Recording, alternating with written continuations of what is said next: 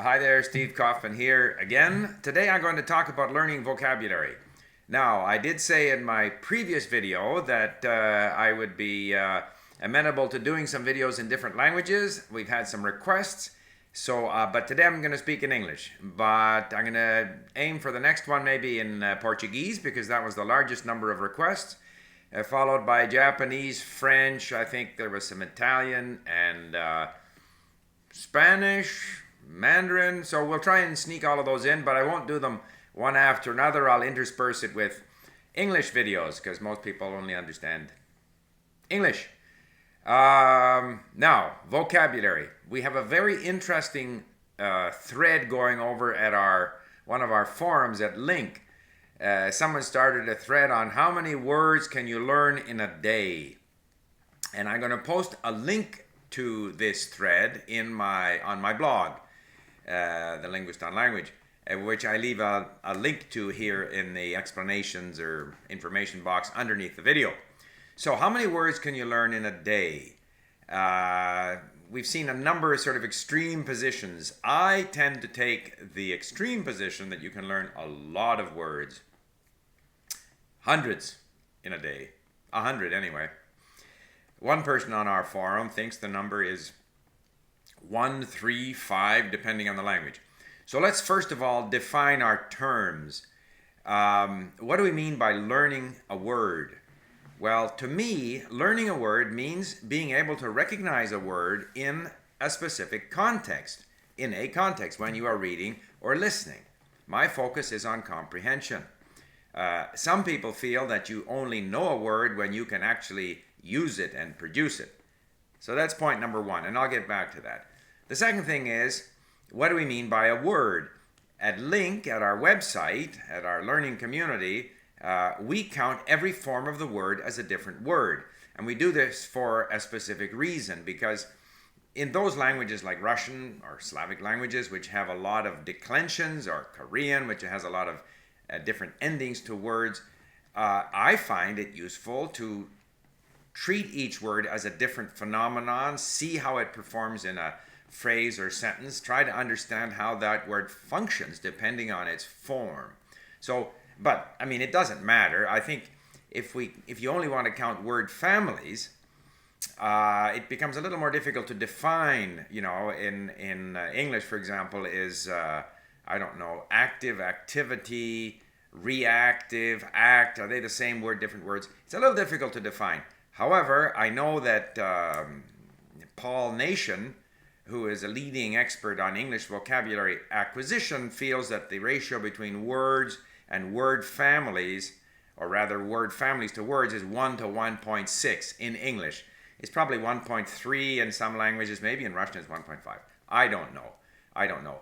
The way I count them, every form of a word is a different word.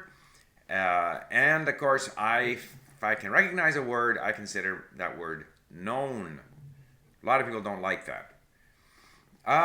It also depends on how similar the new language is to a language you already know. For example, in Romanian, I went in there and 70% of the vocabulary is at least recognizable based on my knowledge of Romance languages.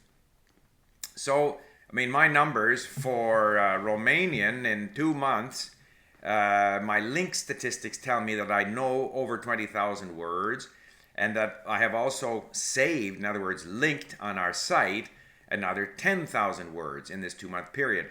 Now, many of the links that I created were phrases, and of course, I don't know all of those words because those are words that I'm trying to learn, but I think I know about half of them. So like 25,000 words in 2 months. That's over 400 words a day, based on being able to recognize them.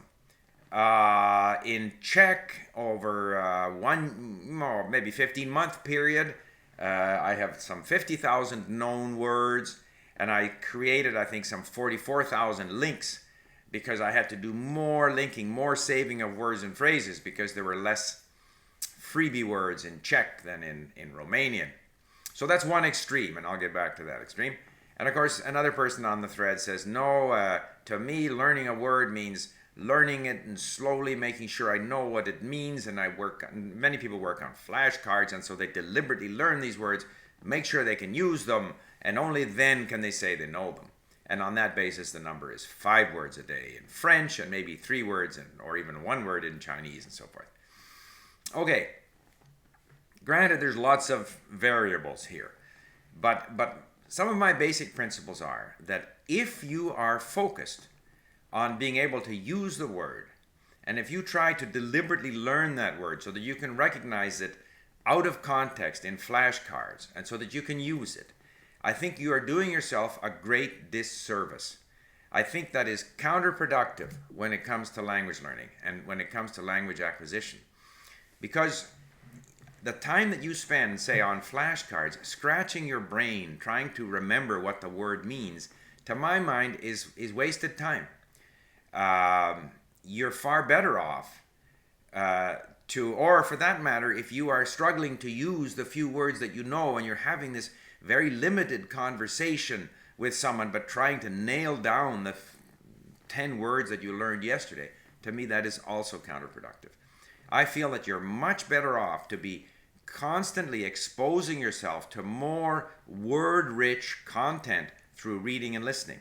The bulk of the words that I learn, I acquire them incidentally. And so the more words that I can recognize, the more interesting and word-rich material I can read and listen to, and therefore harvest all of these free words.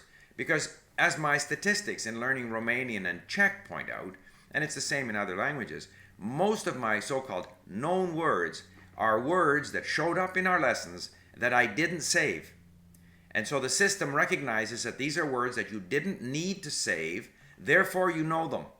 And most of those, therefore the biggest growth in my vocabulary was from words that I picked up incidentally. And so the more words that I can recognize, the sooner I can move into interesting content, whether it be history in my case, or literature, or for other people it might be sports or whatever it is. So trying to limit yourself to sort of nailing down bits of vocabulary that you struggle to study off lists and in flashcards and Anki, and you want to make sure you can use them and stuff like that, to me is on that basis you will learn very few words. And when it comes to this whole passive vocabulary, active vocabulary dichotomy, in my view, when you have an opportunity to speak more, or you have the need to speak more, then a lot of this passive vocabulary will become active.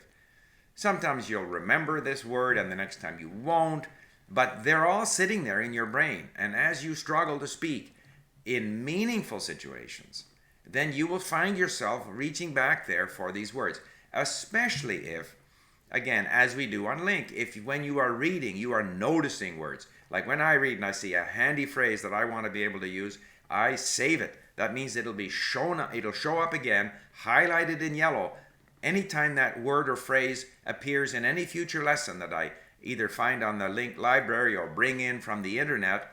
And so I'm training myself to notice, and as I train myself to notice these words and I see them again and again, slowly they become a part of my active vocabulary. But I don't focus on trying to develop my active vocabulary. And I think that that is a better strategy for people who live or who study and live in places where the language isn't spoken. It's far easier to expose yourself to this rich content rather than trying to deliberately nail down words. Now, a couple of comments here. It's important that in my opinion, it's important that what you're listening to and reading is interesting, has a sort of resonance with you, you like it, and that's true in all language learning. One of the comments, or a couple of the comments to my previous video where I said one of the problems people have in language learning is they haven't done it before. And once they've done it once or twice, they feel confident. A number of people said, well, I learned English and German, but I'm having real trouble with French. And then I went back to that person, and it turns out that this person feels less attraction to French culture than he felt towards English or German culture. Well, certainly, if you don't feel an attraction to the language, to the content you're studying, all of this makes the learning less effective. So it is important to use material that has resonance with you. So on the subject of how many words you can learn and how to go about learning it and so forth and so on, yes, it depends on how similar the languages are. Obviously, Romanian was very easy for me, and I don't know, 400 words a day would be the count. Czech was more difficult, so it's 200 words a day. Czech has a lot of declensions and things, so that if you try to equate that to English, maybe it's only, I don't know, 70 words a day. I don't know. It's a large number. If you do it, in my opinion, the way I do.